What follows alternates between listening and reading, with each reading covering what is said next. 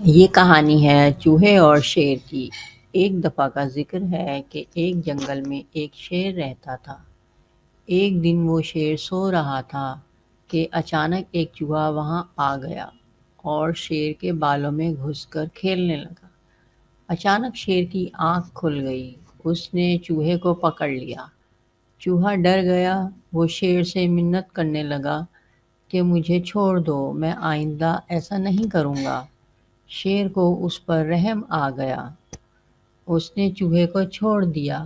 چوہا جاتے جاتے شیر سے کہنے لگا، میں اس احسان کا بدلہ ضرور دوں گا۔ شیر ہنس پڑا۔ ایک دن کچھ شکاری جنگل میں آ گئے۔ انہوں نے جال ڈال کر شیر کو پکڑ لیا۔ وہاں اچانک وہی چوہا بھی آ گیا۔ اس نے اپنے دانتوں سے جال کو کاٹ دیا۔ اس طرح شیر آزاد ہو گیا۔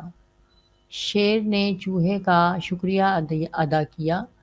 چوہے نے کہا کہ کوئی بات نہیں، ایک دن آپ نے میری مدد کی تھی اور آج میں نے آپ کی مدد کر دی، اس میں شکریہ کس بات کا۔ اس کہانی سے ہمیں سبق ملتا ہے کہ احسان کا بدلہ احسان ہوتا ہے۔